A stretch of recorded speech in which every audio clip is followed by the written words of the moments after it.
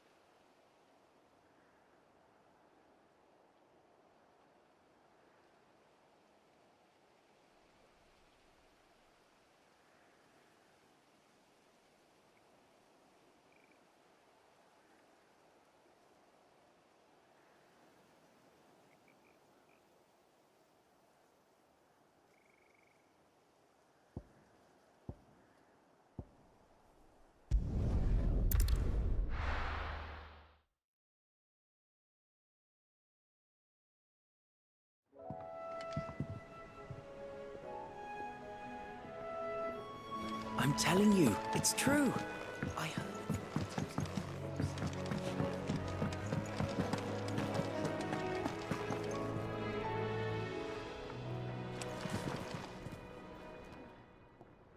Is it business or pleasure?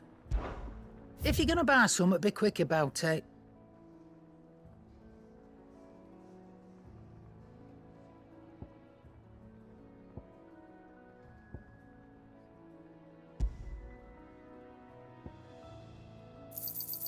It'd better all be here. You'll not find a better price than that. It'd better all be here. You're rubbing me blind, you know. You'll not find a better price than that. You're rubbing me blind, you know. You'll not find a better price than that. Let's not be greedy now. It'd better all be here. You'll not find a better price than that. It'd better all be here.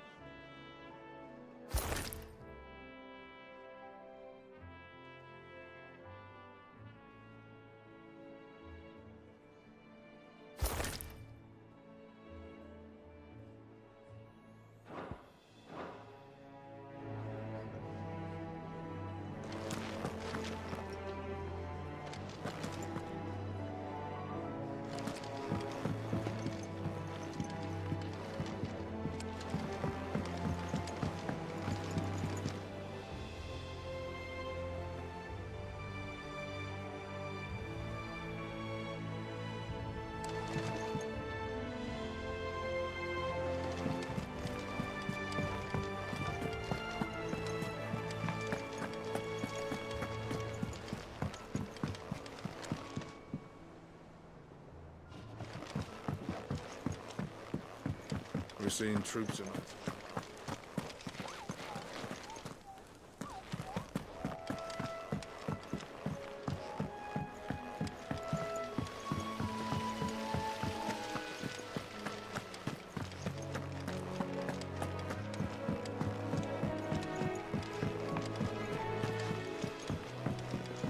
Editors started reading books that don't have any pictures in. Why would anyone want to do that?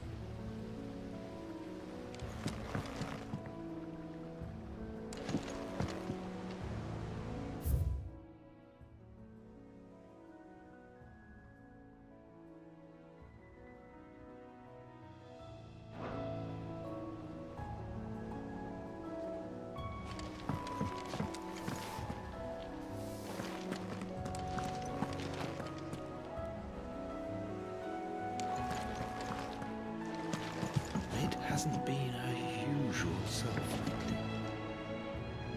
Never seen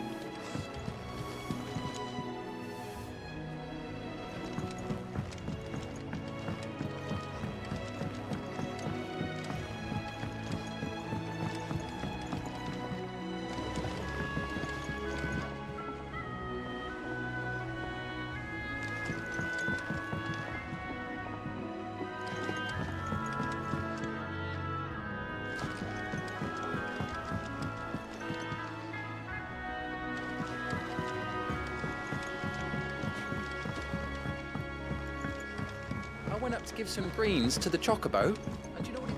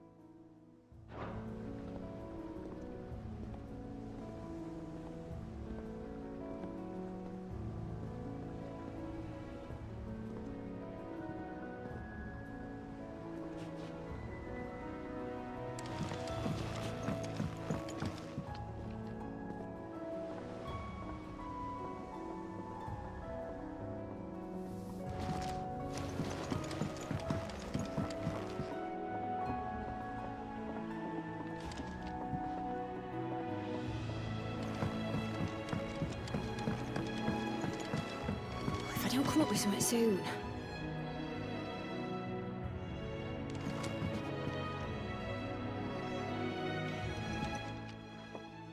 All right, Clive? What do you want? I'm going to visit Sid, and I thought you might like to come with me. Sorry, I'm too busy for all that right now. I've got to get this thermal displacement stack sorted. Thermal... Displacement stack. Here. And this is for... Only the fastest, finest ship the world has ever seen. The Enterprise. Me and my dad designed it together. Where other vessels rely on the fickle winds to drive them through the water, ours is fitted with mithril engines. And those things have got more push than a behemoth in a bad mood, and more heat than all the hells put together. Which is where the stack comes in. I may have already talked some tight-lipped shipwrights into putting the hull together for me in a little dockyard in Canva. But the stack's a bit more involved, so I'm building it here.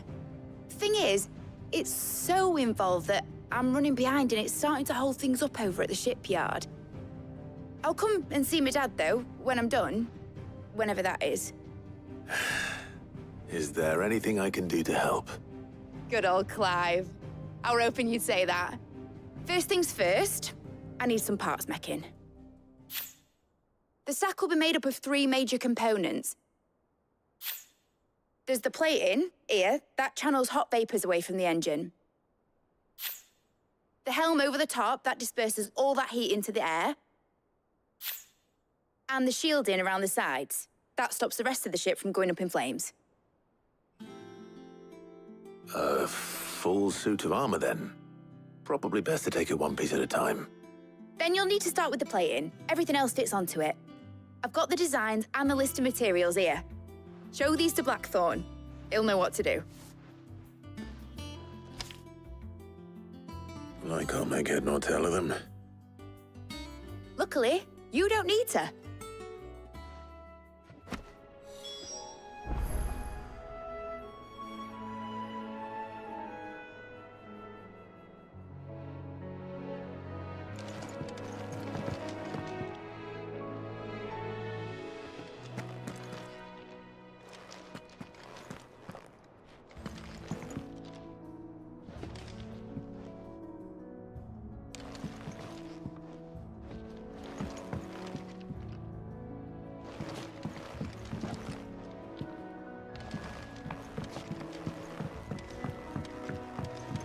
Think Mid might need some help tidying up that workshop.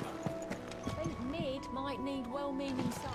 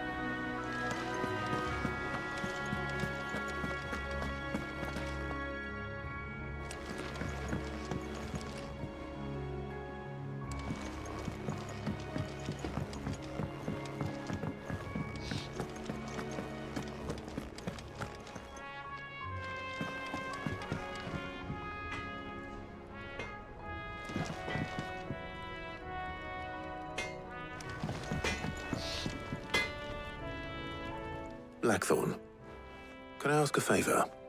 Out with it. It's for Mid. This my last chance to say I'm otherwise engaged. I'd spare myself the arseache. Go on then. What is it this time? She said you would know. Here.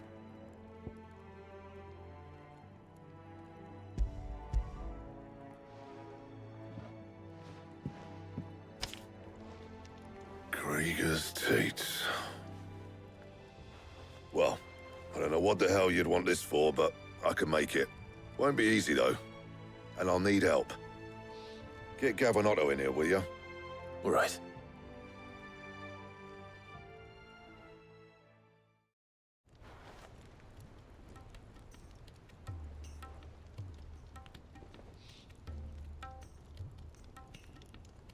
So Mid's roped us all in here again, has she?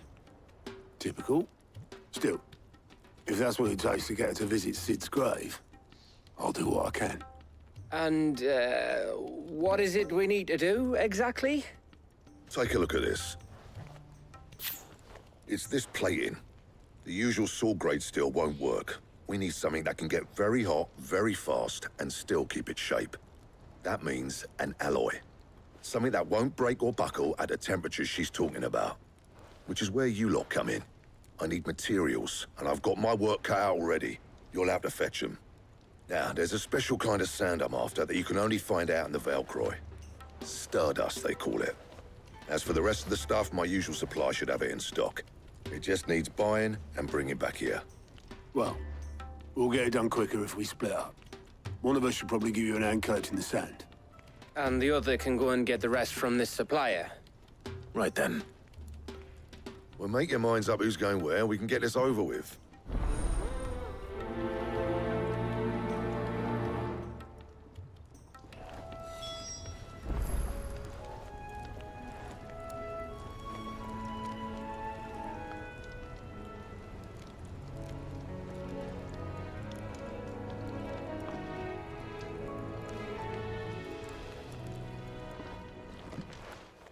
You going after the Stardust then, are you?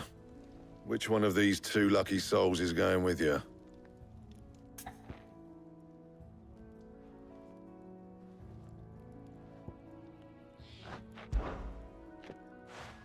Gav, you're with me. All right, then.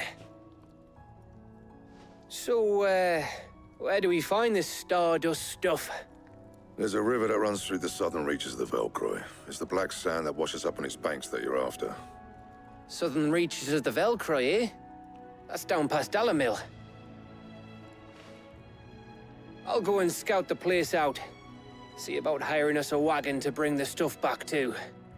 All right. I'll meet you by the river. While you're off having a paddle, I'll pick up the rest of the stuff from Blackthorn's supplier. Take care. You two, eh? Don't go letting them fleece ya. Fleece me? I'd like to see him try. In your own time.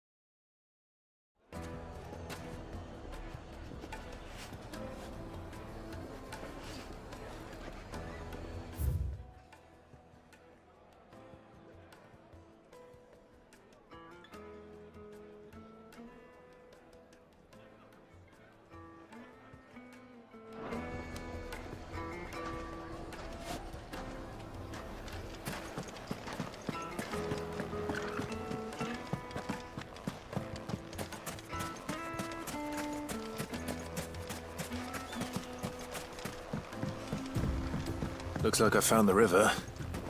Now where's Gav?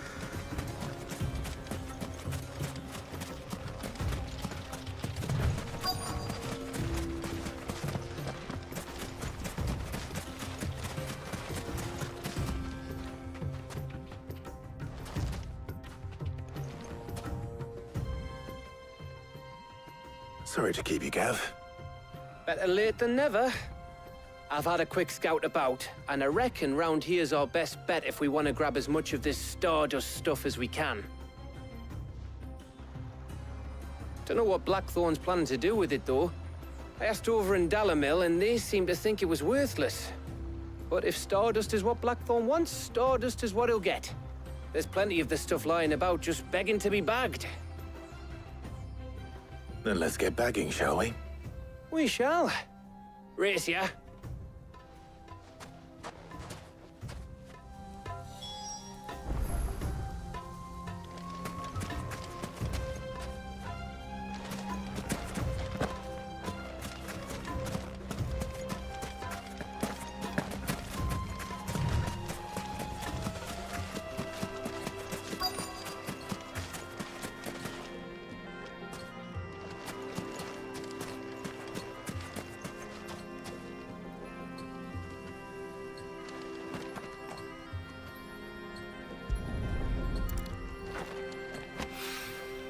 So this is stardust.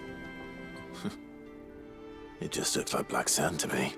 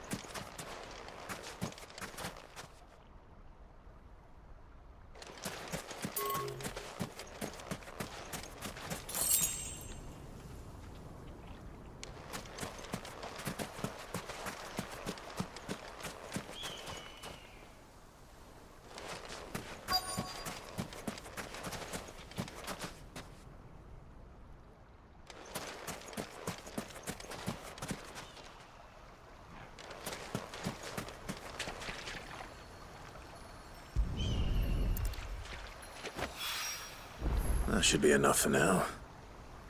Let's see how Gav's getting on.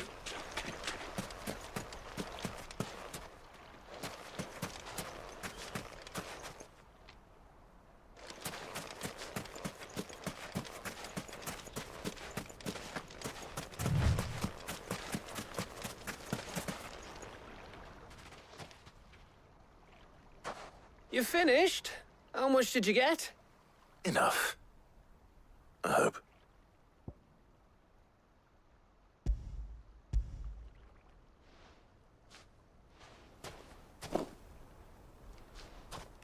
Oh, you win. That might even be enough for old Blackthorn. Hey, before we go, do you mind if we have a chat?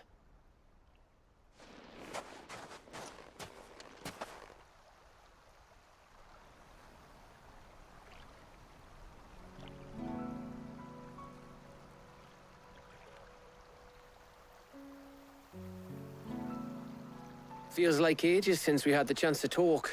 You know, man to man like. It does, doesn't it?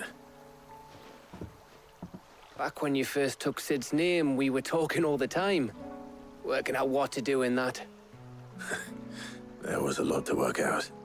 And there still is. Those shoulders of yours starting to feel the strain. Hardly ever see you around the hideaway nowadays. Always on some errand or other. You can take a day off, you know. Says the man who spends most of his time behind enemy lines. Only 'cause you keep sending me there. I know I can count on you, Gav. Likewise.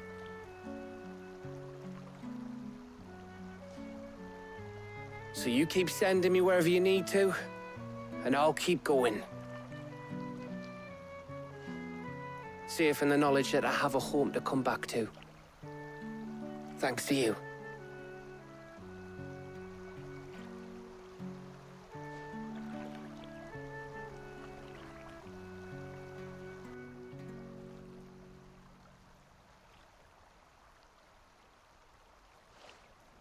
Right.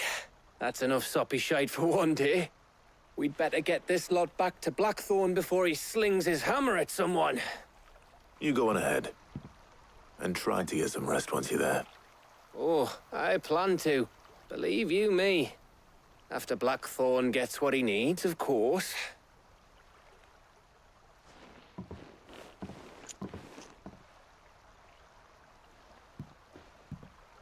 Right.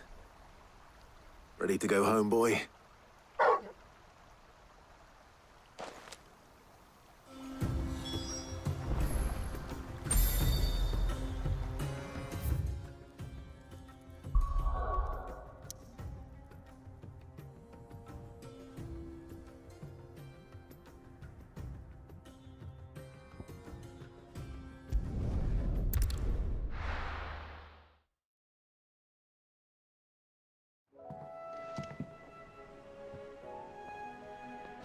Let's hope this is all Blackthorn needs.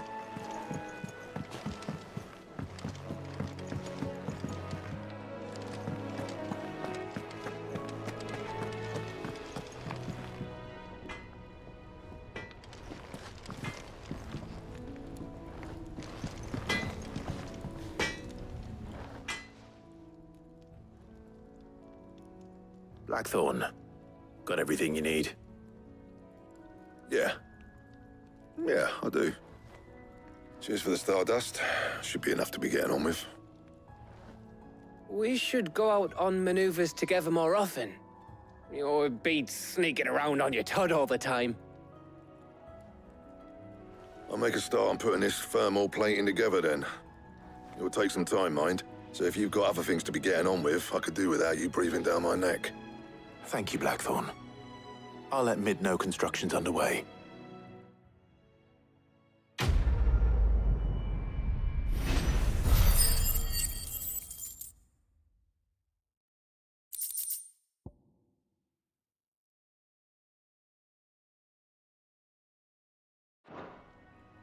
Suppose we'd better be getting back to work too. Give us a shout if you need anything.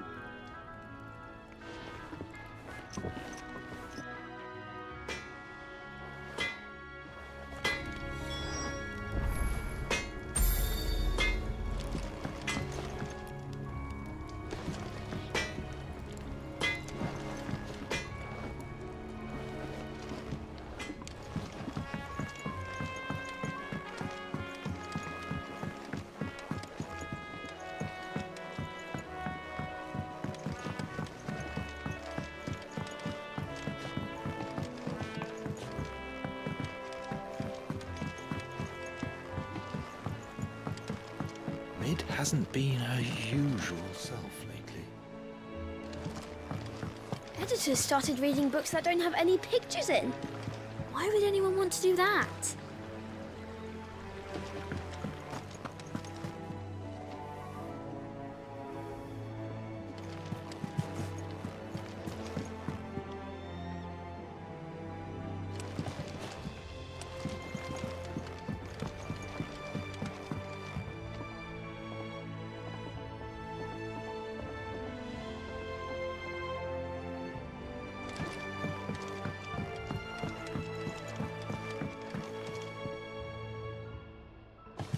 If I don't come up with something soon.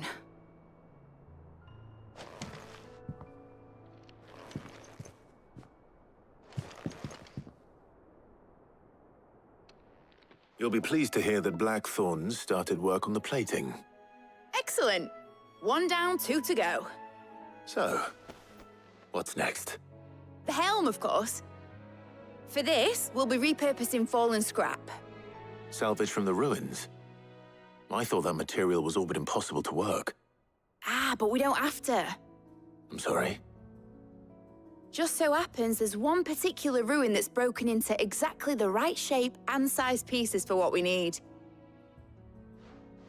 What's the name back there? I'll give you all the details. What's her name? Right.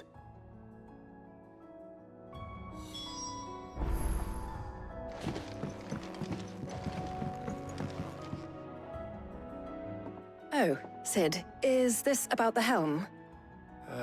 Yes. Mid said I should speak with you. I'll show you the plans then. Here you see the mithril engine, in which mithril is burned to generate heat. That heat is then harnessed to produce motive force. Excess heat is dealt with by means of the thermal displacement stack, which disperses it into the surrounding air. Now, were we to rely on thermal plating alone to achieve this effect, the rate of excess heat buildup would far exceed the displacement coefficient of the plating. In other words, the reactor would overheat and eventually explode. This is where the helm comes in. It connects to the plating, you see, and serves as a sort of thermal sink to absorb all that excess energy. Our experiments have shown that fallen ceramics are remarkably thermophilic. They can withstand and absorb levels of heat far above anything we are able to make today. And not only that, they're also waterproof and immune to rust, making them the perfect material for our protective hood. Why, if sea or rainwater were to enter the reactor proper, it would vaporize instantly. The forces produced would tear the ship from stern to... You can stop there. I understand. Mid said we might be able to use parts of a fallen ruin. Where would I find it? Ah, yes. It's in Lorbert's Pass, near Lostwing. The thing is, well, I probably should have arranged to have the pieces we need brought here sooner. You see, a certain unwanted visitor has taken up residence there. It's no longer a matter of just walking in and taking them. It's, going to be considerably more dangerous than that. I see. Then I suppose I'd better deal with this unwanted visitor for you. Would that help? Oh, very much. Thank you, Sid. I'll gather my team and head there right away. We'll meet you outside the ruins.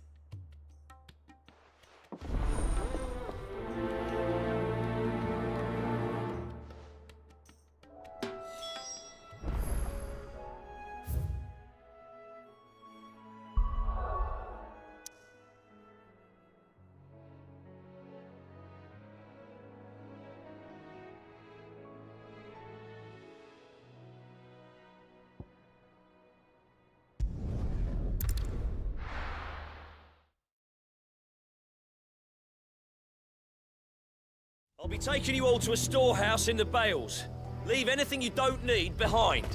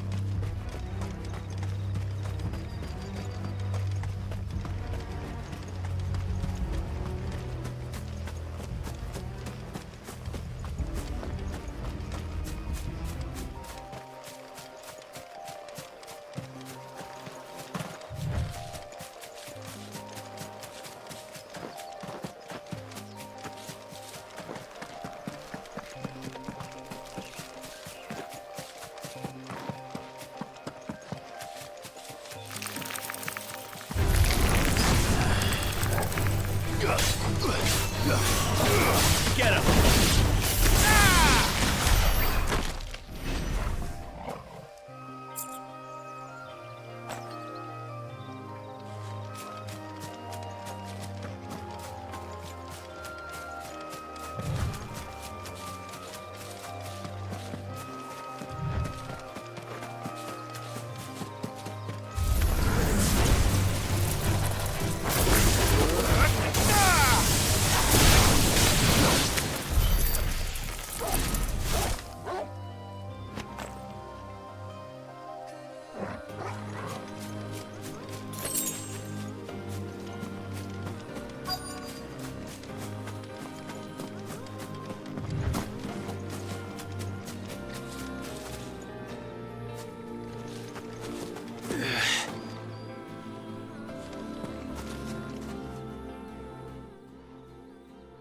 Oh, there you are, Sid.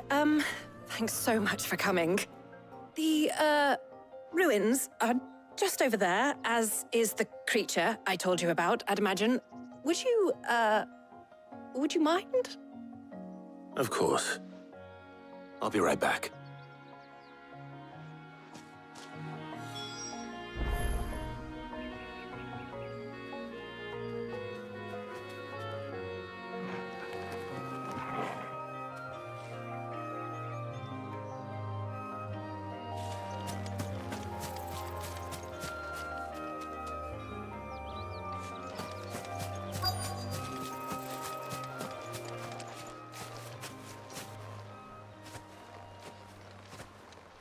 Anybody home?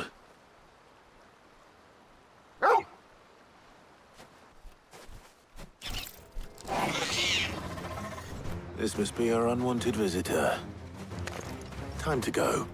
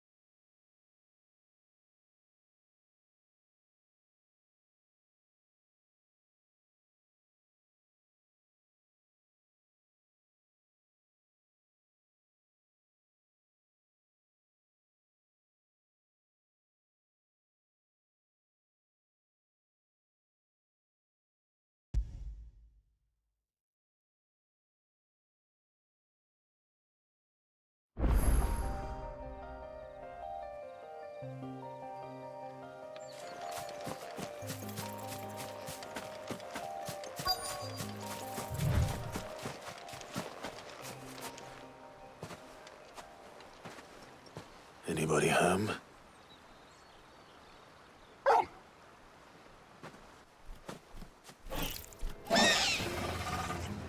This must be our unwanted visitor. Time to go.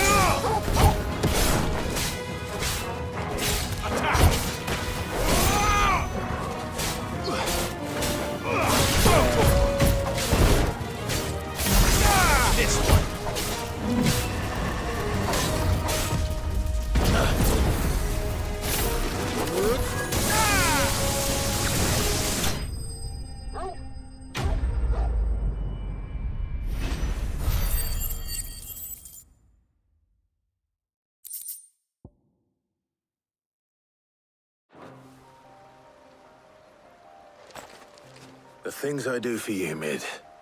Sid! Oh, thank goodness you're safe. You shouldn't have any trouble now. Indeed. Well, don't let us keep you. We'll, see that everything is transported safely back to the hideaway. All right. I'll let Mid know you're on your way.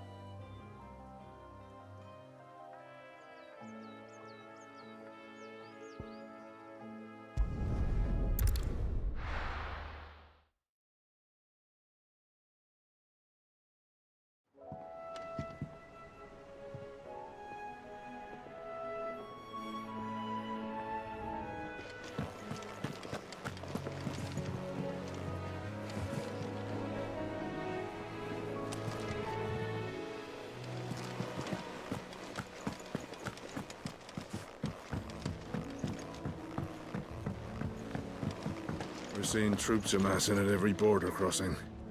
Well, no surprises there. It was the same after Drake's breath.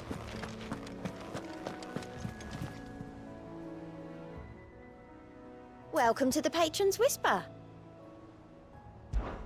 Is everything we've received and everything promised?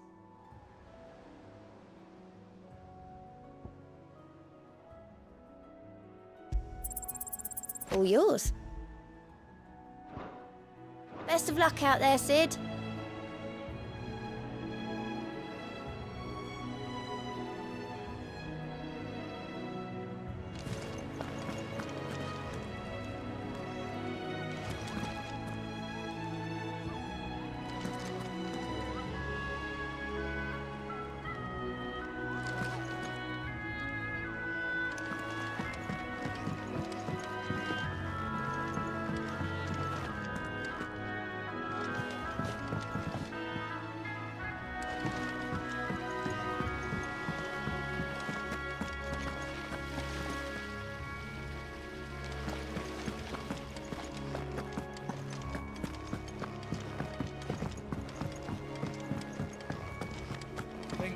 Might need some help tidying up that work.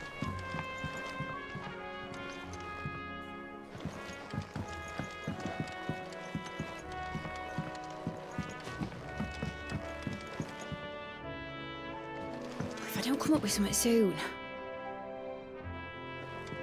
Mid. Helena has recovered the material for the helm. She'll be along shortly. Excellent. Another job well done. And just one remaining. Right. Right, the shielding. This one's a bit of a bugger. How so? The plating's enough to stop the engines going pop, but those things will still be spitting out enough fire to set the rest of the ship ablaze. Which is why you need proper shielding. A prism for the dragon's breath that's blazing away inside. I thought a triple thick layer of tempered steel might do it. Or more of the stuff that the Fallen use, but they'd both be too heavy. The helm and the plating are bulky enough as it is. Add any more weight and the whole ship would be at the bottom of the briny before we'd even started. I need something light. But I've racked my brains and I just can't think what would do it. Well, if I were in need of obscure knowledge, I know whose counsel I would seek. Hippocrates. Tomes? Yeah, well, I'd thought of that, obviously. I've got all the details written down here. Can you take this to him, see what he makes of it? Right away.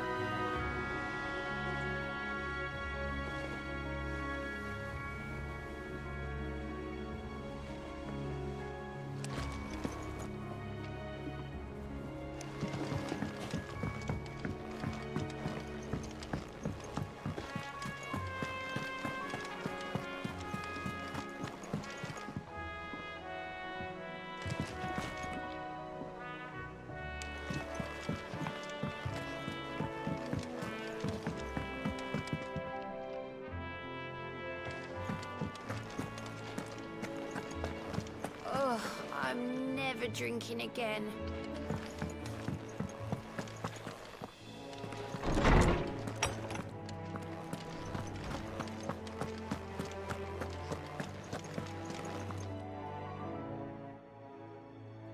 Hippocrates, do you have the moment? For you, Clive, always. Well, actually, it's for mid this time. Could you take a look at this?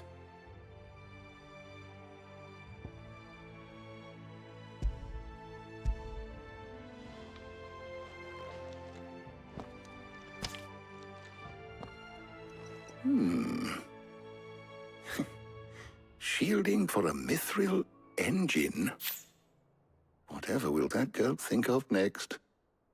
And what are these notes around the edges? She has some specific requirements for the materials. The shielding needs to be able to resist extreme heat on the inside, and yet remain cool enough on the outside not to set the ship alight, while also being light enough not to sink it. As you can imagine, she's struggling to find anything that meets her needs. I see. I wondered if you might know of a solution, or if you might be able to search the records for one. Perhaps it is not a different material she requires, but a different approach. What do you mean? Consider the lake we have made our home. Its blighted waters eat away far more quickly than fresh water or even brine, at timber and steel alike. And yet, we have made a home here from those very materials nonetheless. We have. But Bardolph must varnish every board twice over to keep it from rotting. And Obelus complains that without a constant supply of pitch. I see. Early Gregorian histories speak of a preparation known as moon dew. It is said to be able to resist even the most ferocious flames. Before the dragoons tamed the worms and wyverns of the realm, nobles would daub their castle walls with it in order to guard against dragon fire. So if we could recreate it... It might be applied to some material or other in order to provide the protection Mid requires. As to how best to apply it and to what material, Perhaps Bardolph and Obolus might be of assistance. I shall speak to them and see what wisdom they might have to offer. If you would be so kind as to procure the necessary ingredients, I shall discuss the specifics of how it might be most effectively put to use with our two friends. The knowledge of the past may yet prove useful to we of the modern era. Thank you, Hippocrates. And since you're asking others to help you, perhaps I should too.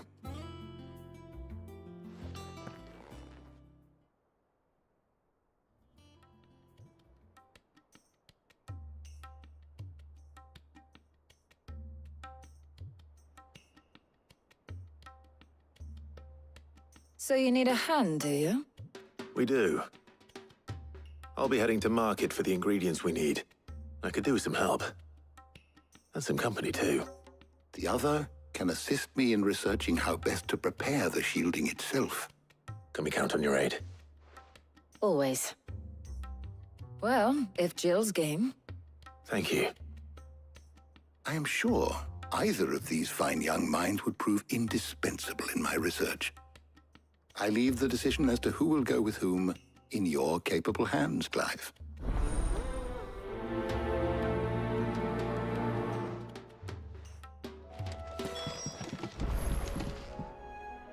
Shielding that guards against even the most ferocious flames. We could have done with some of that on Justinus. I doubt I would have survived that place with or without it. A trip to Northreach, though, I think either of us could handle.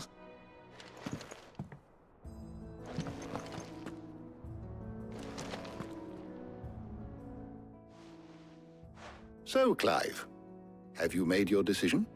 Who will accompany you on your little excursion?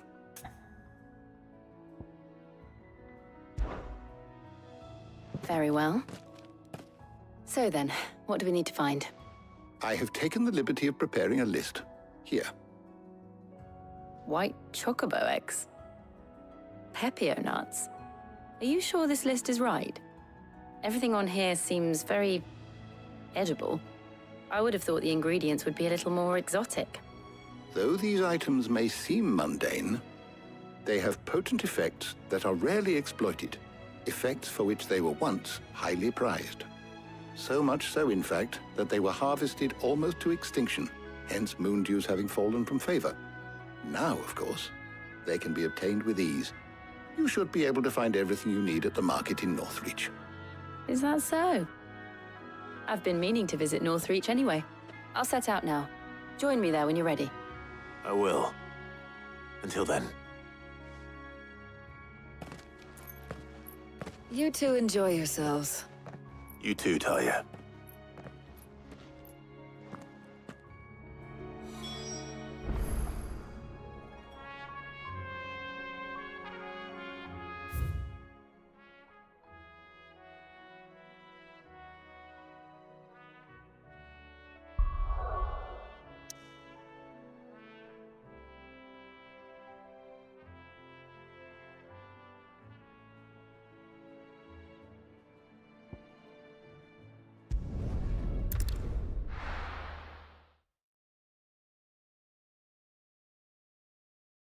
Now, where's Jill?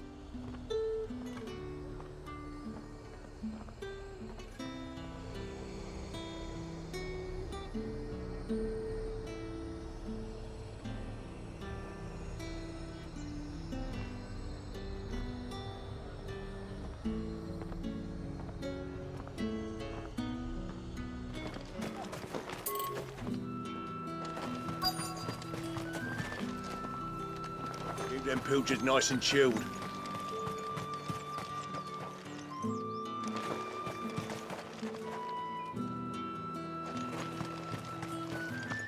Pepio nuts?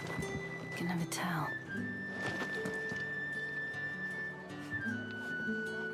How goes the hunt for ingredients? I've only just started. I'm sure everything we need is somewhere amongst all these stalls, though. Why don't we split up and see? We'll take a couple of ingredients each. All right. What am I looking for? How about you look for the Pepio nuts and some garlic? I'll find the other things we need. We can meet by the gate when we're finished.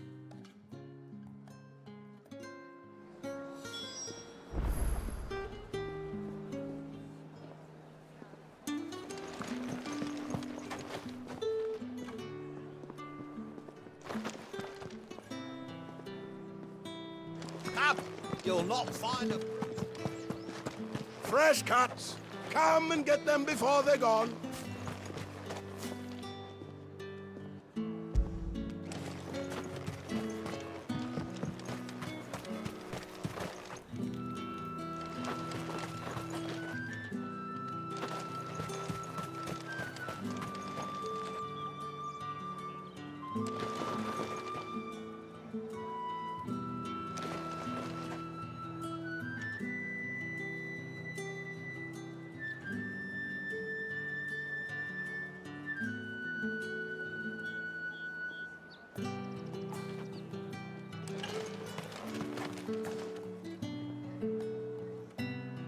Any friend of the innkeeper is a friend of mine.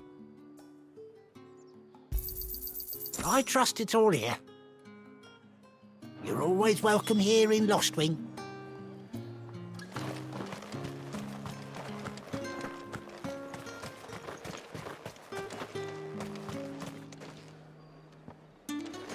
How the hell is anyone...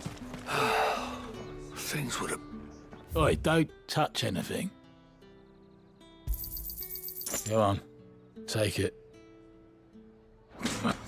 That's everything. Let's see how Jill's getting on.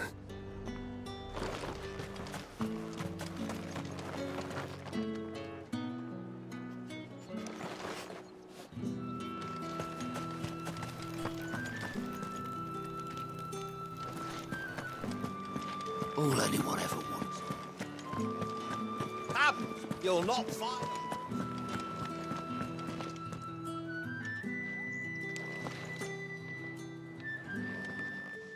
Did you find everything? I did. Here.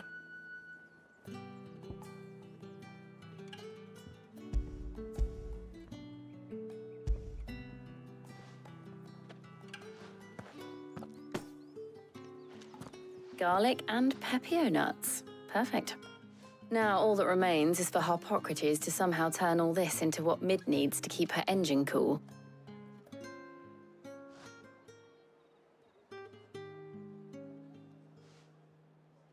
But before we head back, would you walk with me a while?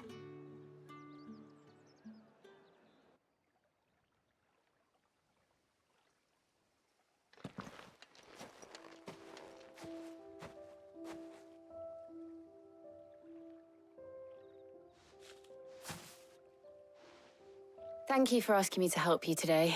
It makes a nice change. It does. It's good to get away from all the battle and bloodshed for once. Just being here reminds me of when we were children. Do you remember? Walking down Market Street in Rosalith, taking in the sights and smells. How could I forget? What with Torgal's antics. Remember how his nose would prick up at the scent of sausages? He'd go racing away and we'd have to go running after him. We wouldn't catch you now, would we, boy? Was there anything you wanted to buy for yourself while we're here? There was, yes. Well, sort of. Molly in the kitchens told me about a place that sells particularly good pies. Thought you might like to share one with me. I would. Thank you. And I saw some bread.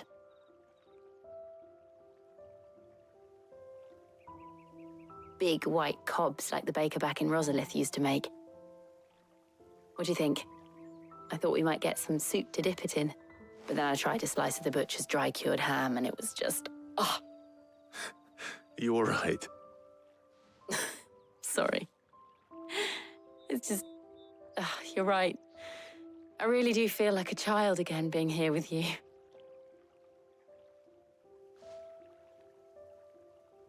Clive. Is it wrong of me to enjoy this? No, Jill. This is how life should be. And it's how our lives will be when our work is finally done. When we can live on our own terms. I hope so. Thank you, Clive.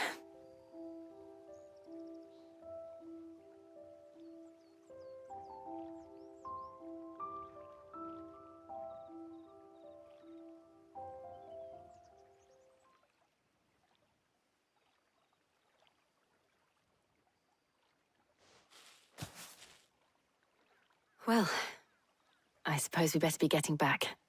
I need to give these ingredients to Harpocrates and Tarja. I'll see you at the hideaway. Take care. I will. You too.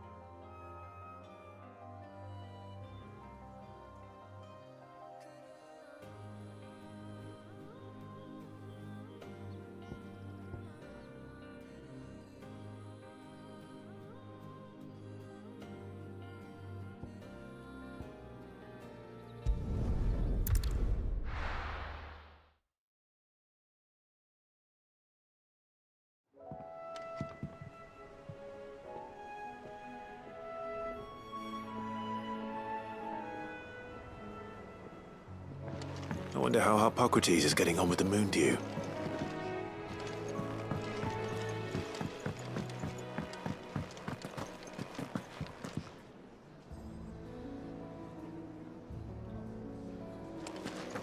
Oh, I'm...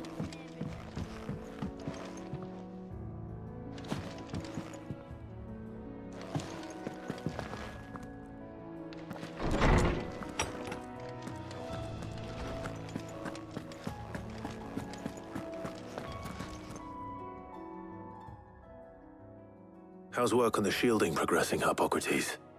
Well, very well indeed. And thanks in no small part to your kind assistance. I was just explaining to Tarja how we might best go about preparing the moon dew. And now that we have all the ingredients, we may begin. You can count on me. I've mixed more than a few mysterious concoctions in my time. I'm sure you have. What about the shielding itself? Work is underway, under the watchful eyes of Bardolph and Obolus. Apparently, it'll be ready soon. Thank you. All of you. Right then. Jill, would you join me in the infirmary? Many hands make light work and all that. Of course.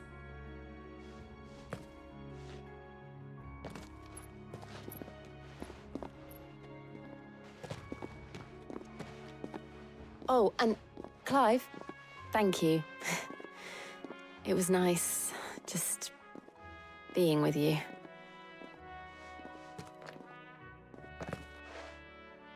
It appears our work here is almost at an end. A shame. I was enjoying playing the man of action for once. When both the shielding and the moon dew are ready, it will merely be a matter of applying the one to the other. Followed by a rigorous process of testing and retesting, of course.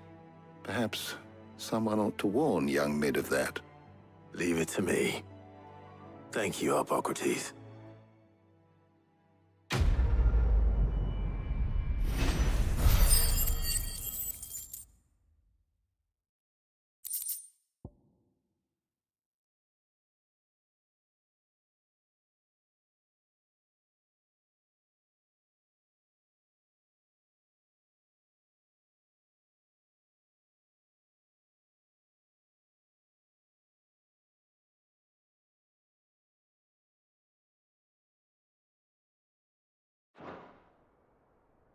Well, I better go and give Mid the good news then.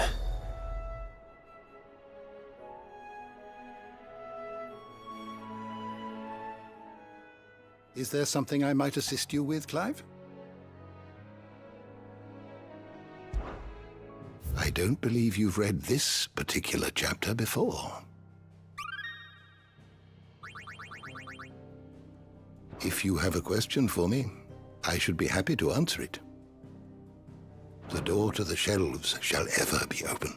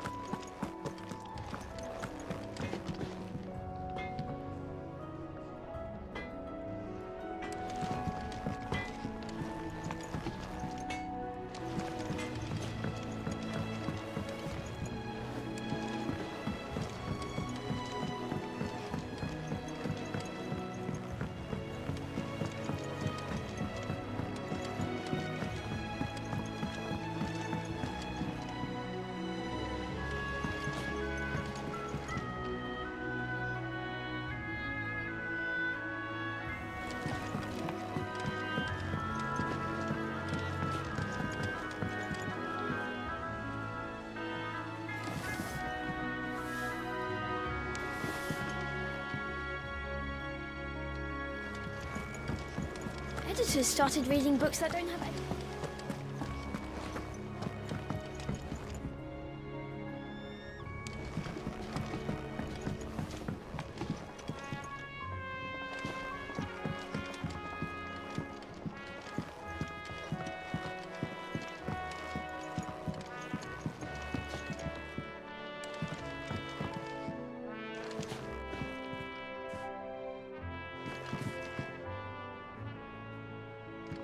Sorry to keep you waiting, Mid, but you'll be pleased to know that work on the shielding is underway.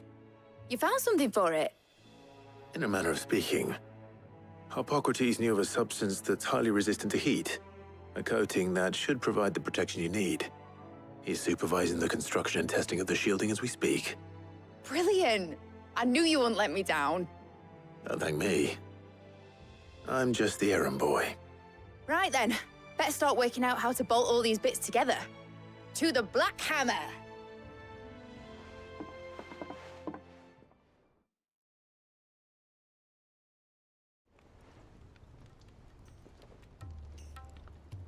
You know, when I got into the smithing game, I thought I'd be making swords and shields, not thermal bleeding didgeridoo-dahs.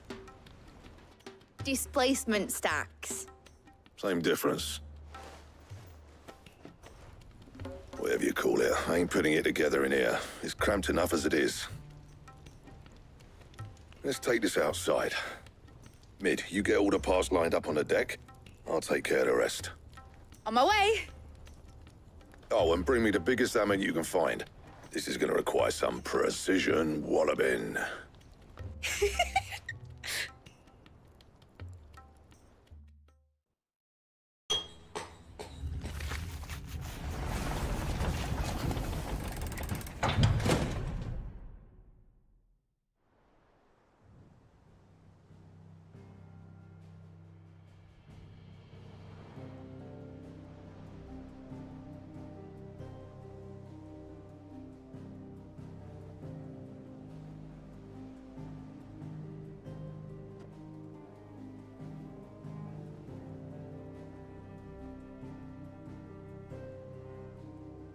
It's finished! It's finally finished! Thank fuck for that. I'll be feeling my hammer arm for weeks. Thank you, Clive, Blackthorn, everyone. That's one down and just 3 more to go. I'm sorry? Oh, didn't I tell you? The Enterprise has 4 mithril engines, and we'll be needing a displacement stack for each. You don't mean... Don't worry. Now they've got a finished one to work off. My gang in Canva can build the rest. Good luck to them, I say. Right, I'm off to get a sling for this elbow. Any other work comes in, keep it to yourselves, eh?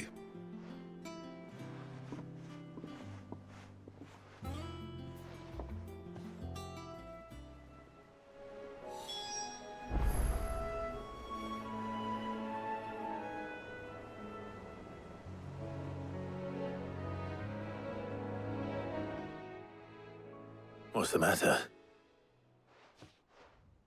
Nothing. Just daydreaming.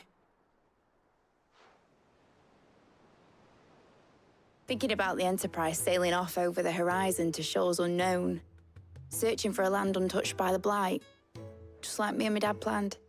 So if the worst came to the worst and every scrap of soil in the Twins turned black, we might still have a chance. That's what she was meant to be. You see, one last chance just in case we needed it. But now she's so close to being finished, I've realized I don't want her to be that. I don't want her to be just a lifeboat for us to cling to if things get desperate. I want people to sail aboard her by choice, not from the lack of it. In a world where we're not just trying to survive, but where we can actually live. I'm working on that. And I'll do everything I can to get you what you want. Don't you always? All right. My mind's made up. As soon as the Enterprise is fit to sail, I'm putting her under your command. Sod our plans, I'm trusting in yours. Are you sure about this? Something tells me it's what my dad would have wanted.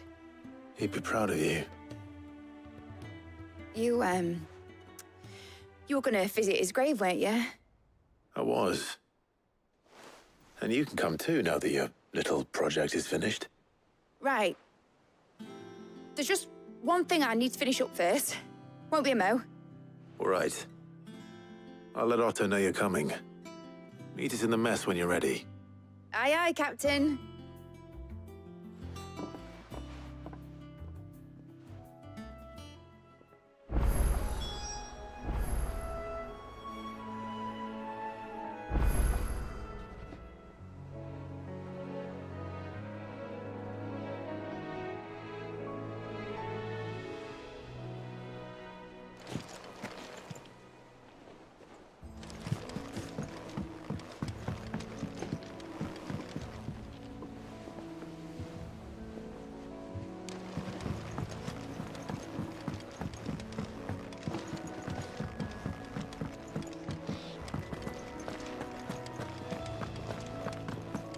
He cracked the crystal too.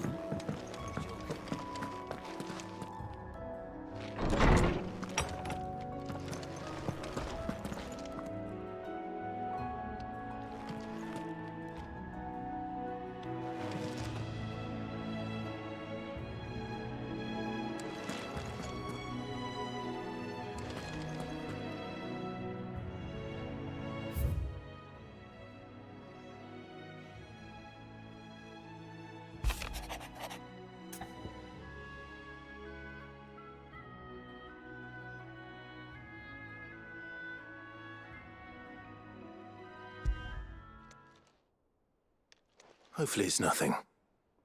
But I should speak to Blackthorn just in case.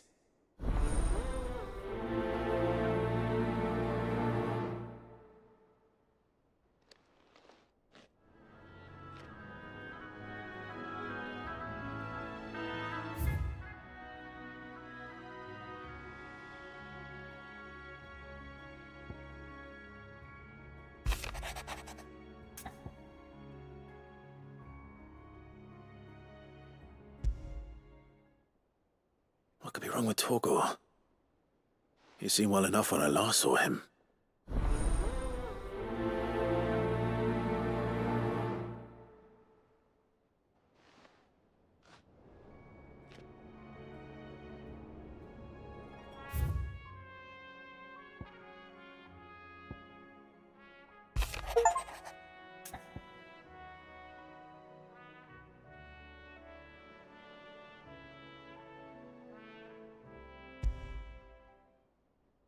Trouble with the ledgers.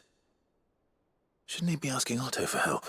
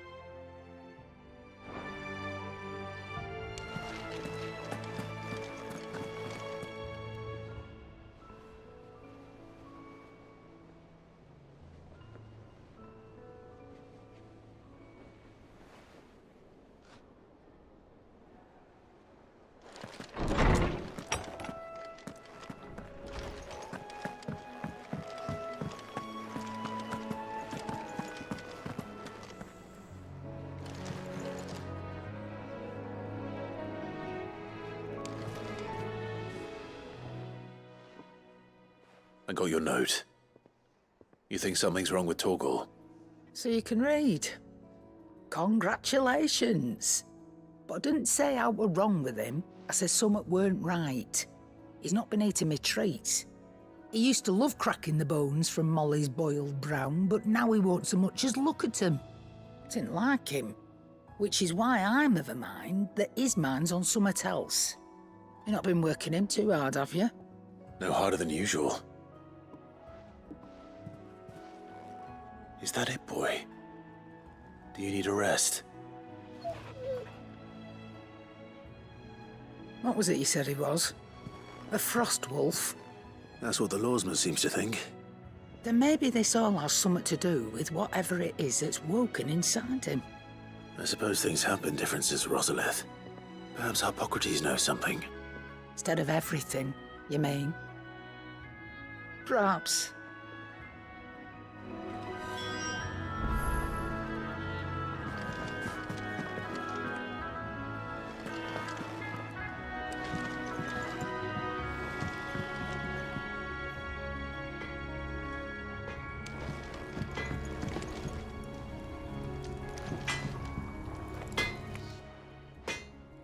Blackthorn, do you have a moment? Not really, no.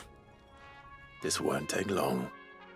I just wanted to ask how you're getting on. August was worried about you, that you might still be doubting your craft, even after learning the trick of that cuirass. Is there something else weighing on your mind? Perhaps sharing your thoughts might help. That bastard's like a dog with a bone. Still, he's got a keen eye, I'll give him that. He's just, well, Karen showed me something. Something I've never seen before. And that was? A sword. An odd-looking thing with a single-edged blade. The metal itself wasn't anything to write home about, but fuck me, the edge on it. You could slice a man clean in two with a weapon like that, and he'd be halfway home before he even realised he'd been cut. So that's what's troubling you? Nah, no. Not troubling me exactly. More distracting. Can't stop thinking, how do you get an edge that sharp? It's driving me mad. And if you knew how to do it, we could arm the curse breakers with even better blades. That's about the size of it, yeah. I'll see what I can find out. Sharper swords are always welcome. And we can't have our master blacksmith being distracted. You're a soft touch, you know that. But I can't say I'm not grateful for it. Good luck, eh? Thank you. Let's see what Karen knows about this sword.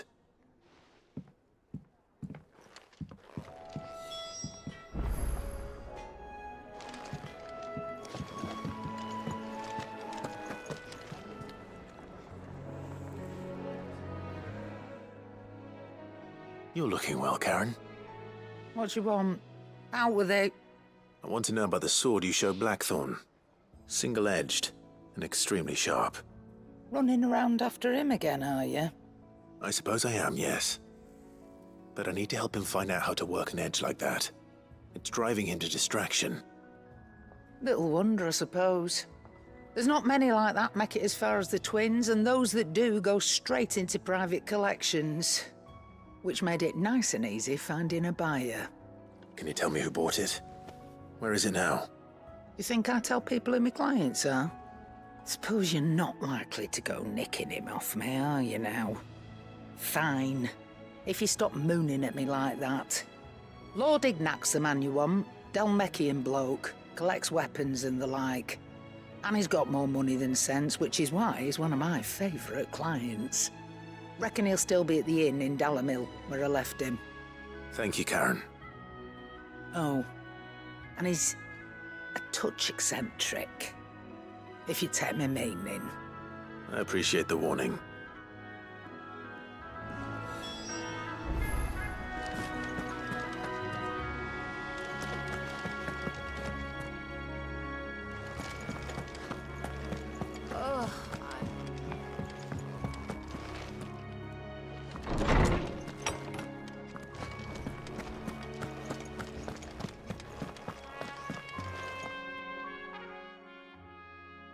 Lawsman, I need to ask you about Torgal.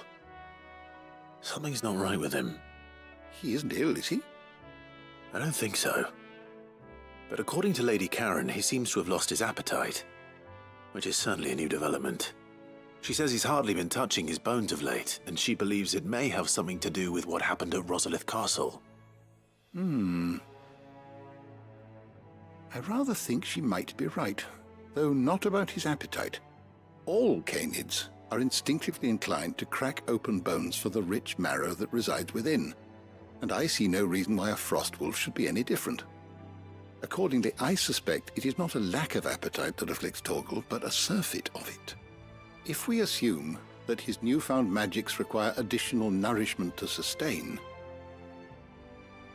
it may well be that the bones Lady Karen is accustomed to providing are no longer sufficient.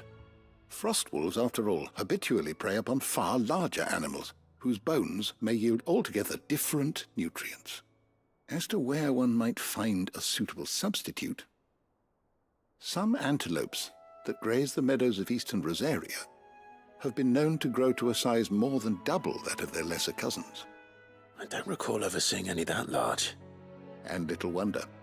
The oldest and largest such creatures rarely leave the safety of the highlands for fear of predators. The last elder antelope sighting I recall hearing about took place near Cressida, and that was long before the village was abandoned.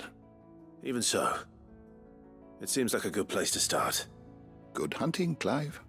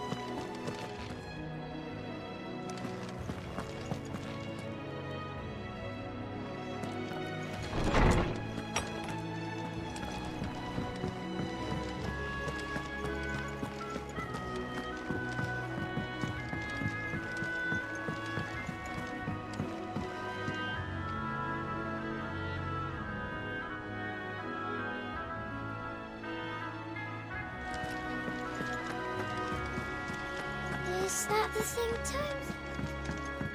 Mid told me she was building a ship.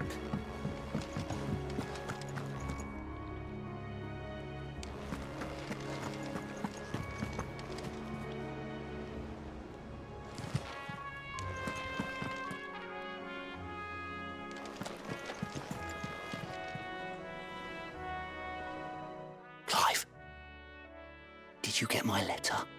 That's why I'm here. Shh. Otto might be listening. Is this better? A little. Listen, I've some bad news. It turns out the hideaway may be slightly behind in its payment to certain lenders, and it's maybe my fault.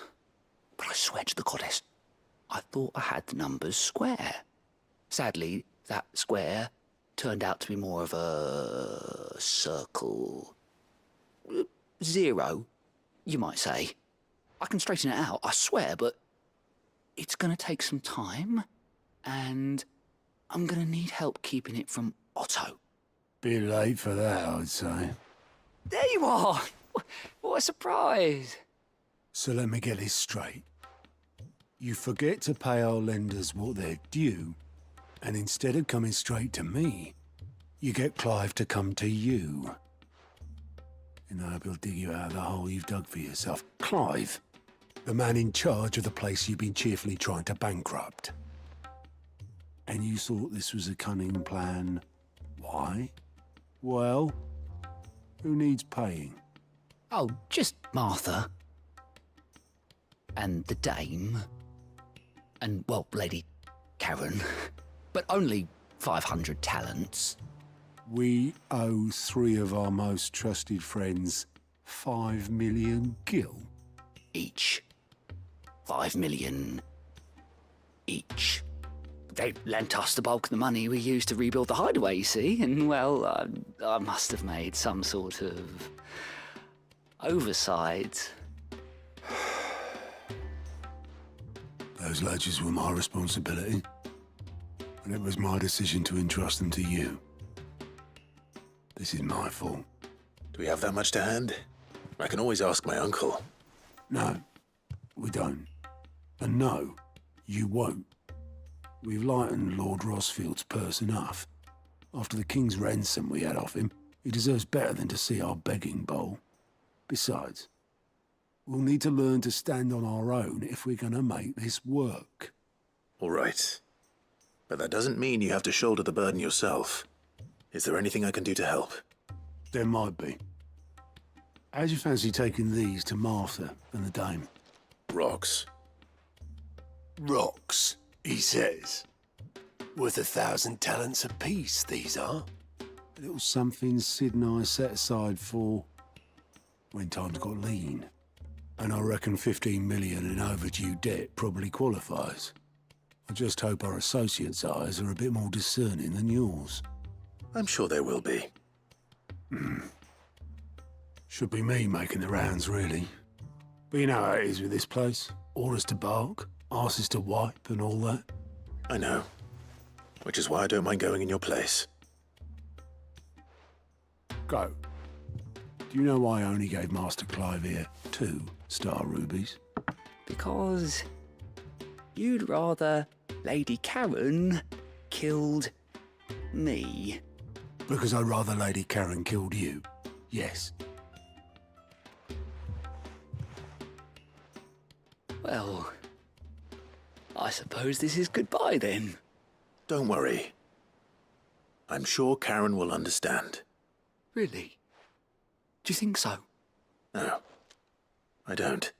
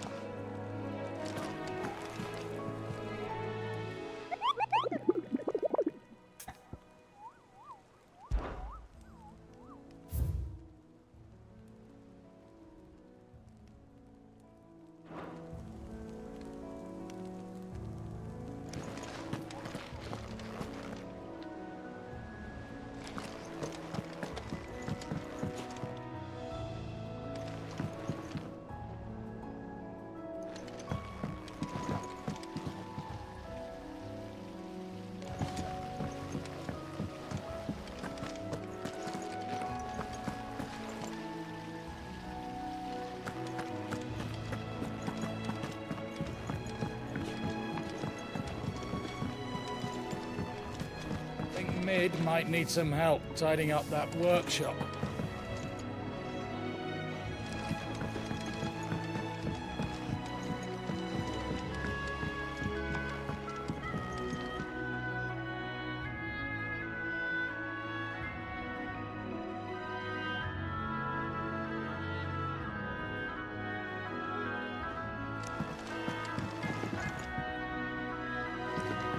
Well, that's it then. Here, Sid. Reckon you might be just the man to help me out of a bit of bother, if you've a mind to. Let's hear it. Well, it's about this alembic the chief's got me making. Lovely bit of kit it is. Bunging a solution you want splitting, and it will separate it out, just like that. Problem is, it won't always get rid of all the impurities. And with some of the stuff we need it for, that ain't good enough. Which is why I've been looking for something to filter the liquid we'll be cooking off. And that's where I was hoping you could help me out.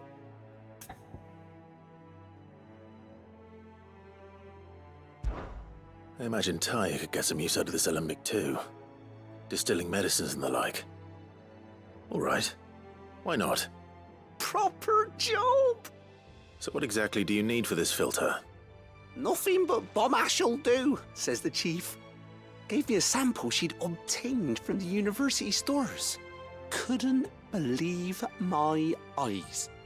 You pour the blackest blight water through it, and it comes out clear as a mountain stream. So, I did a bit of reading about where I might be able to get hold of some. And do you know what I found out? It's only the blimmin' bones of a bomb king. They leave them behind when they die, see? I take it that's where I come in. If you wouldn't mind. I saw a billet on the hunt board for one just the other day. Would have gone myself, but, well, fighting dirty great balls of flame ain't exactly my forte. You, on the other hand... All right. I'll see what I can do. Thank you kindly. And good hunting, eh?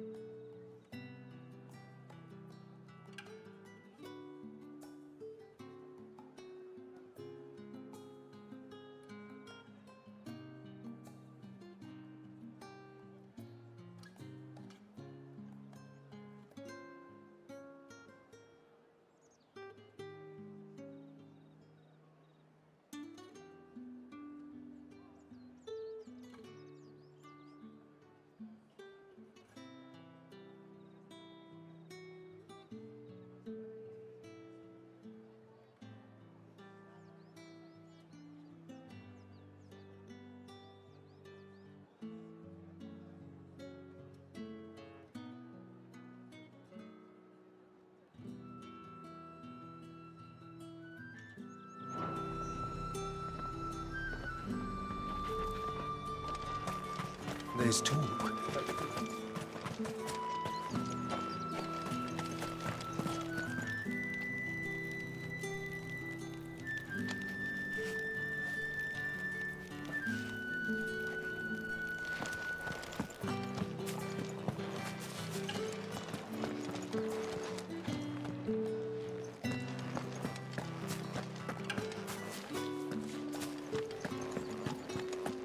Did you hear?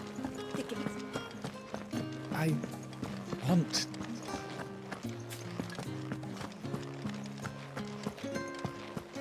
What am I going to do without Sweetwater and Olive Talc? Still no caravan. Milady, I come bearing gifts. Gifts? Whatever is the occasion.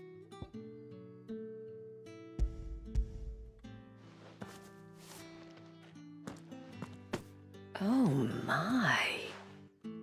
Clive, you really have outdone yourself. Otto asked me to give it to you. To settle the Hideaway's debt with the Veil. And to compensate you for the time it took us to do so. Oh, you disappoint me, Clive. I thought you might finally be warming to me. Tell Otto he can keep his baubles. I tried to tell him as much the first time around. The man owes me nothing, nor does the Hideaway. My contribution to the restoration effort was made freely and willingly. It was the least I could do. You once told me Sid did you a kindness. I'd like to do the same. Please, accept it. For my sake. And for Otto's. For all of us. For all you've done. It is rather fetching, isn't it? Very well. Otto is lucky to have you, Clive. I doubt anything could ever replace his son. But you and the others at the Hideaway are the closest thing he has to family. Otto had a son. Long ago, yes. Sid told me Otto lost him when he was just a boy, and blamed himself for not being able to stop it. I don't know how it happened, whether there was anything he could have done, but it was clear that it weighed heavily on him. I didn't know.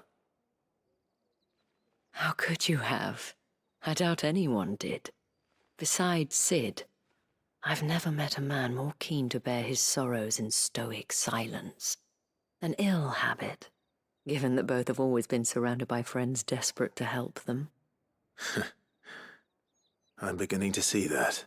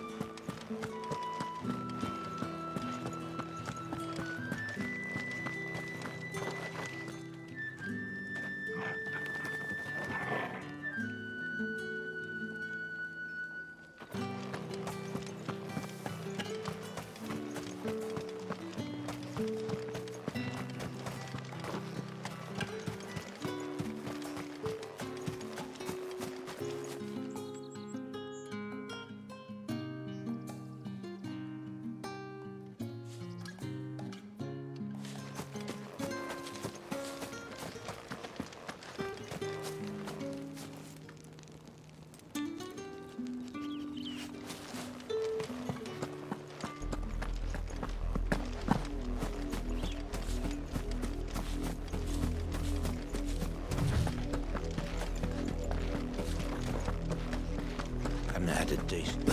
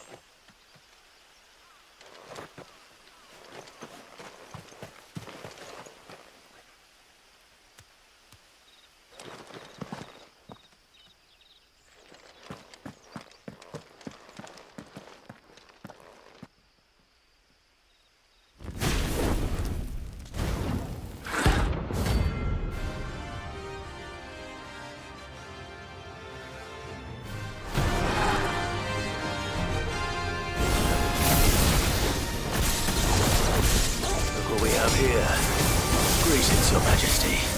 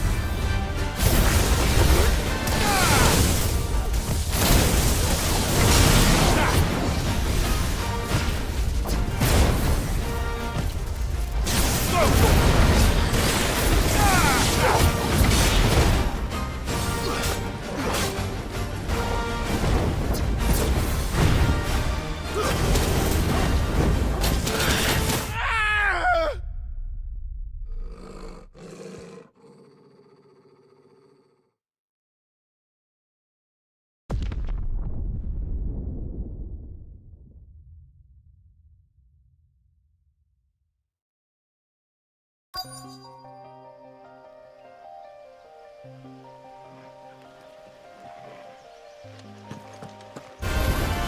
am I doing this? Over here!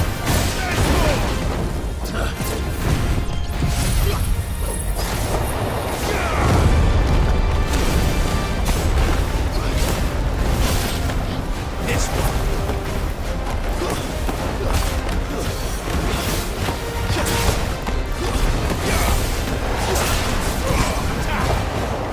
Over here!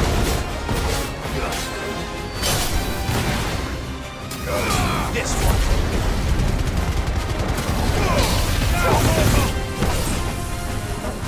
Nice try.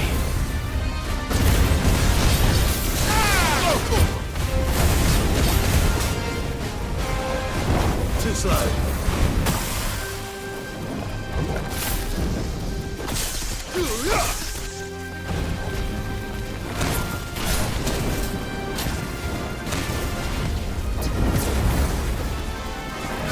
Get him!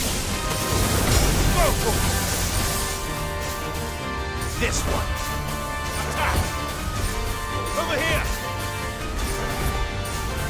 Get him!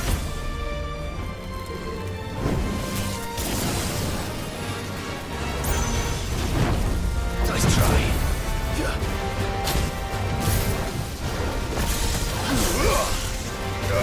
This one.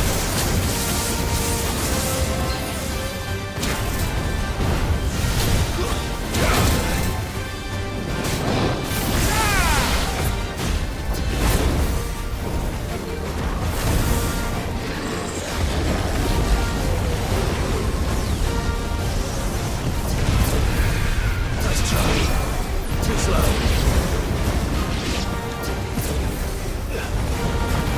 Attack!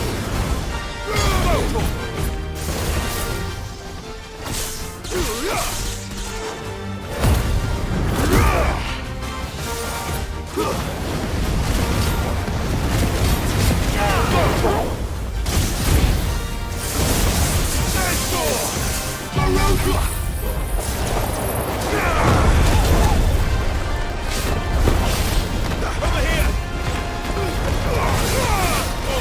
Kill!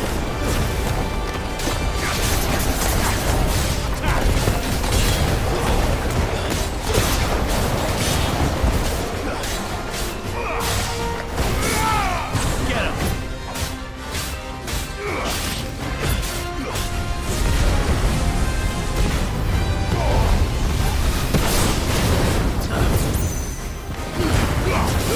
It's over! Over here! Come on. No.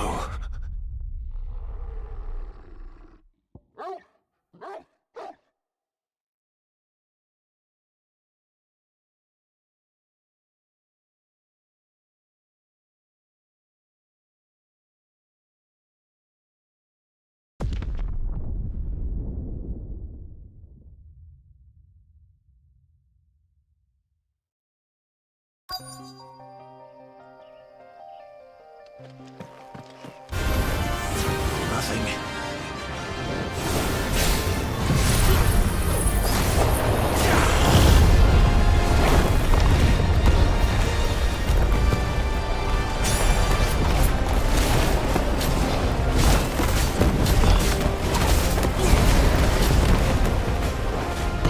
All yours, Torgal!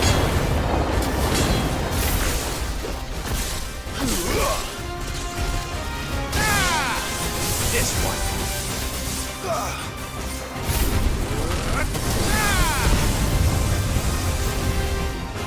This one.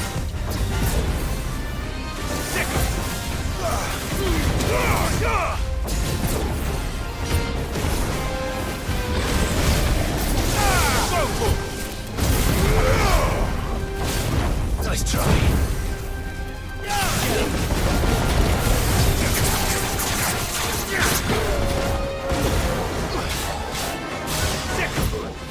Over here!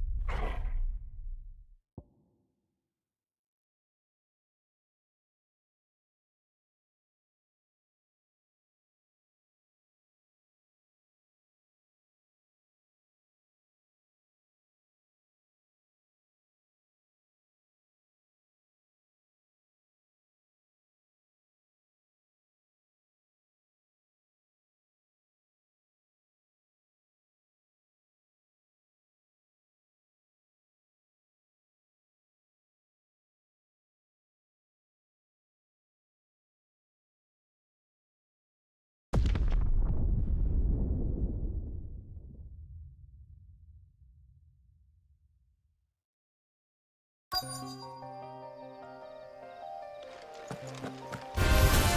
am I doing this?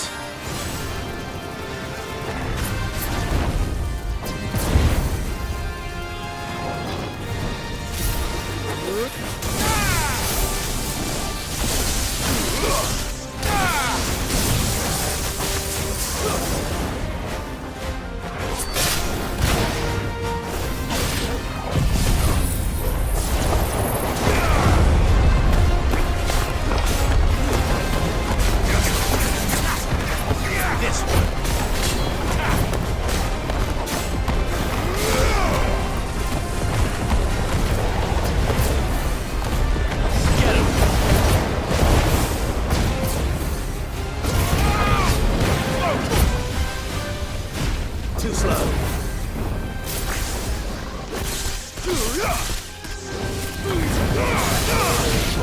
Kill!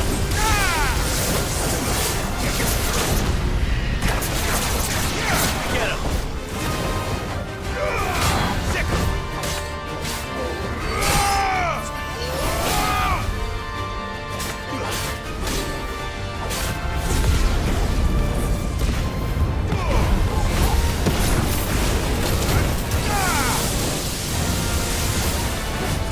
Come on, nice try.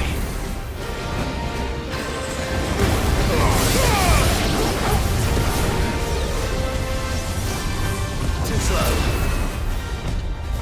No.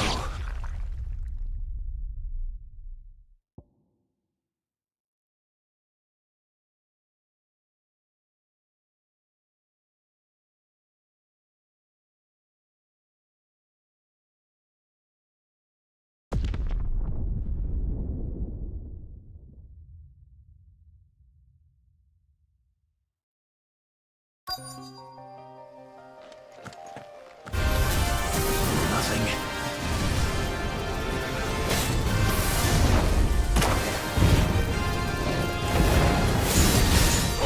Kill!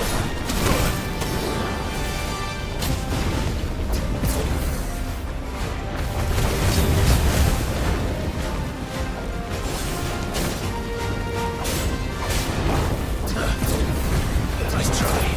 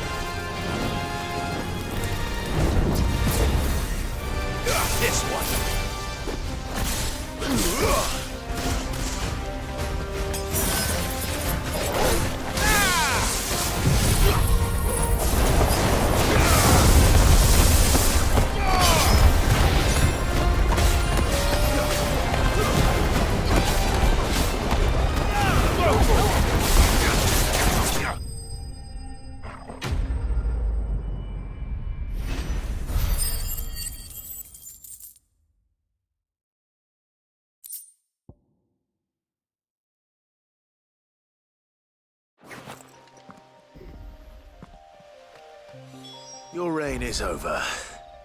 Now to collect the ash. I should probably have brought a bucket. This looks like the stuff. Let's see if there's any more.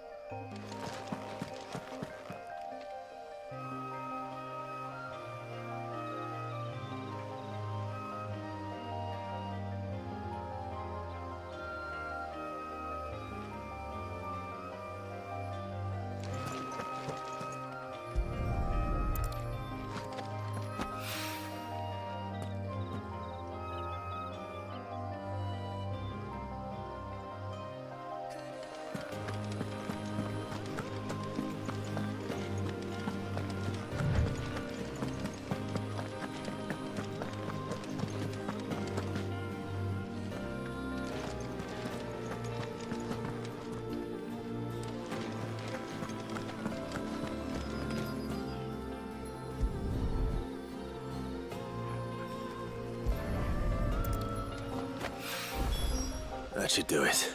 If the wine needs more than this, he can fetch it himself.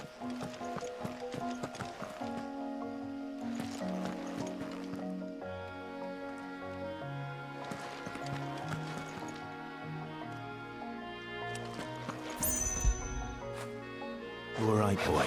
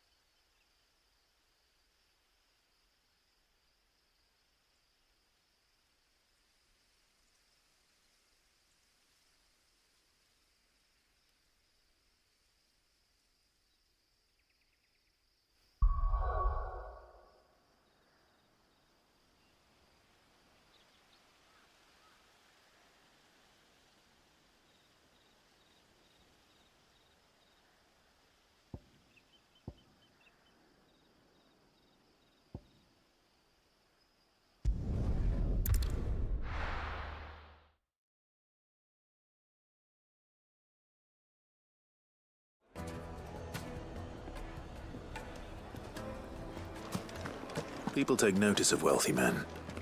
Shouldn't be too hard to track down Karen's collector.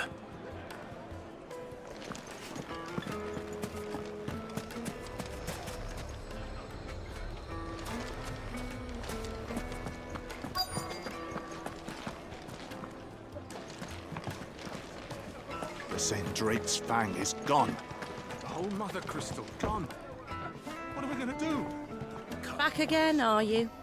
Any more trouble and you'll be barred for life, however deep your friend's pockets may.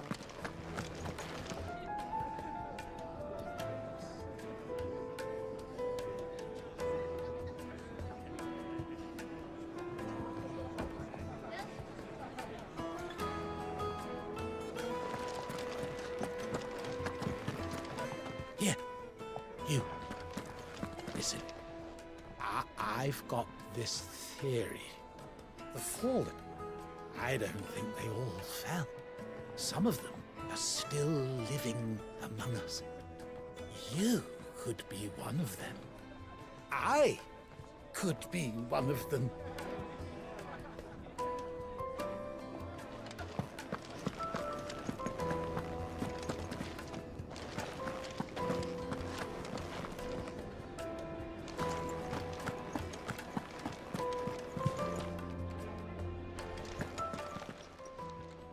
My reputation will be ruined! Ruined! Calm yourself, Lord Ignac, I beg of you, before you do yourself a mischief. Pardon the intrusion, but... Out!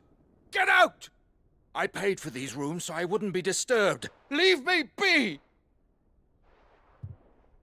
Please, allow me to apologize. His lordship is going through a difficult time, and he's never been fond of guests arriving unannounced. Radim! Get rid of the filthy oaf this instant! Very good, Lord Ignac. Would you mind stepping outside for a moment?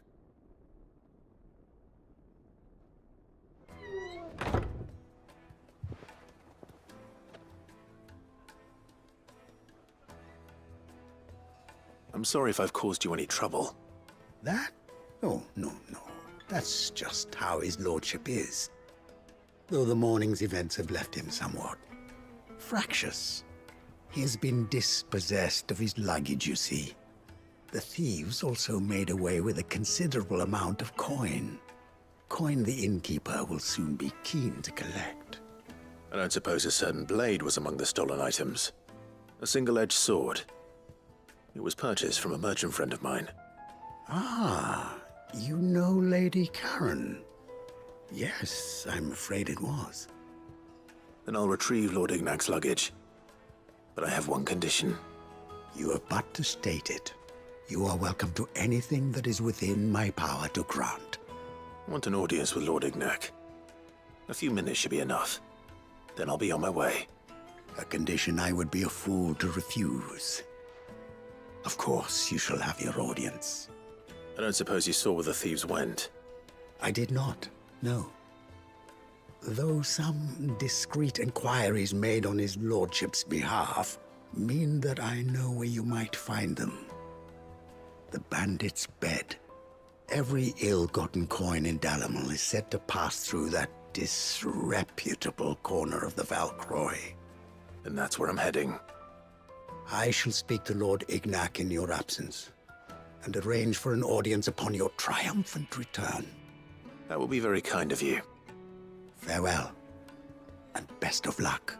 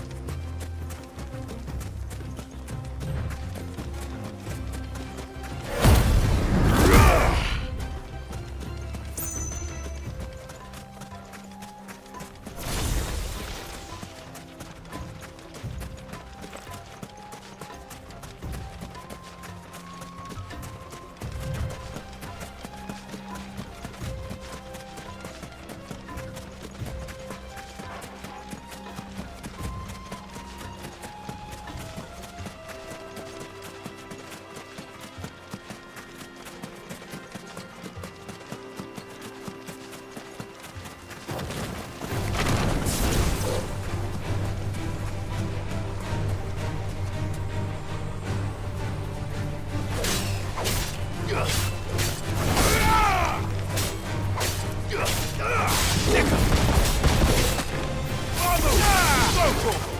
Over here!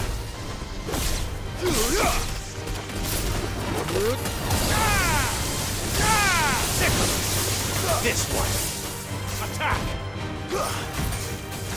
Get him! Attack! Torgal, kill! Sick 'em! This one! Go, Torgal! Go, Torgal!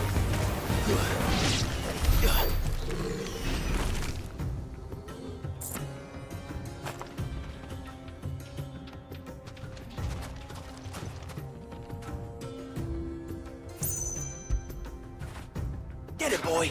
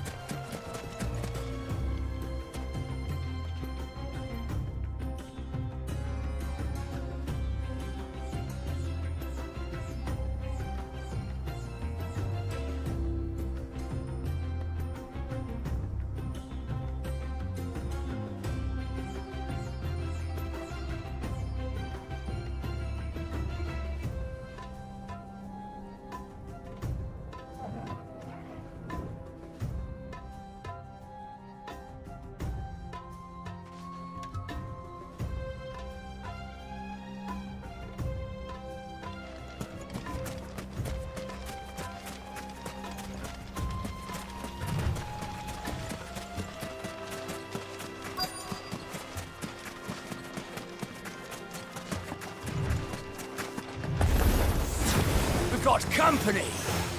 Come on, lads, let's tear the bastard's head off!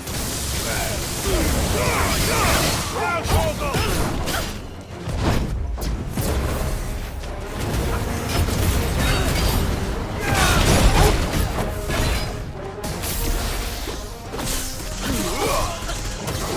Over here!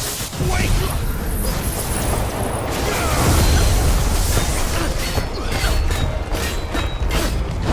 Nice try.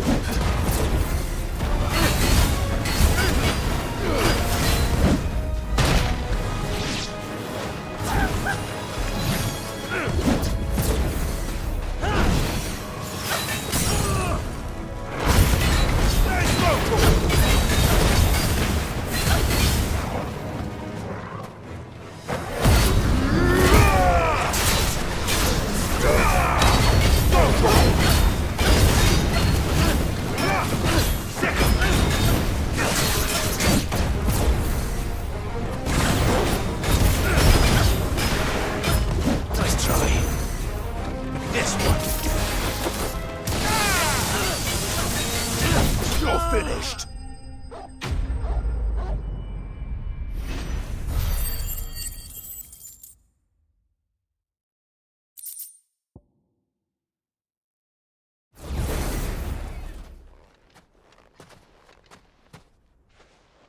This must be Ignac's luggage.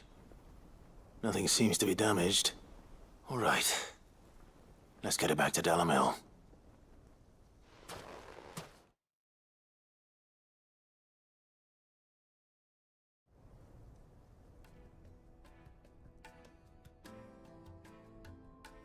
I hear I have you to thank for the return of my effects. What shall I call you, my good man? Wyvern. Glad to make your acquaintance. A formidable name indeed. Well, Wyvern, I appear to be in your debt. Redeem here tells me you wished for an audience. Is that all? A few moments of your time should suffice, yes. You're a peculiar fellow, Wyvern. All right, speak. Master Wyvern was wondering if you could tell him about a certain single-edged sword you recently acquired. Oh, a true work of art, that one. Karen drove me hard on the price, but I would have sold her Radim here to get my hands on that sword. It was made in the Outer Isles, far beyond the Twins, and is used exclusively by the practitioners of a unique school of swordsmanship. They believe no combat should ever exceed a single strike, and hone their blades to such perfection that none ever does. Each sword is made for that one perfect stroke, and for that stroke only. They crack upon a second blow. There's a brutal sort of beauty to it, really. But how do they hone such an edge? Fine question. Why, they use a whetstone, of course. Whetstones, rather. A whole array of them, ranging from the coarse to the fine. 10,000 licks with the sharpening stone, then 10,000 more. But it is the final stone which lends the blade its legendary sharpness. A mineral quite foreign to this great realm of ours. And that is the key. The secret ingredient. Wyvern, it occurs to me that my little lecture is hardly equal to services rendered. Take this, together with my regards. The very stone of which I spoke, far rarer among collectors than even the blade itself, and a far more fitting payment. Thank you. Pardon the intrusion, my lordship. However, it is long past time we prepared ourselves to depart. So it is. I am locked in bitter competition with a rival collector of curiosities. I am one step ahead of the unscrupulous scoundrel, but he is hard at my heels. Are there many other collectors out there? Too many to count, but only one do I consider my nemesis. Lord Byron Rosfield, and is a perennial thorn in my side. I can imagine. Farewell, Wyvern, may our paths cross again. Radim, we mustn't dawdle.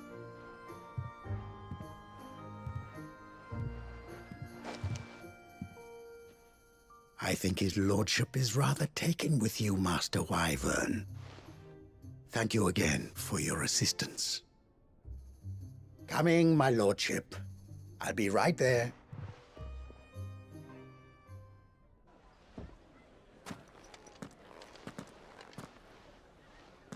Trust Uncle Byron to find such an interesting rival. Now, let's see what Blackthorn makes of this whetstone, shall we?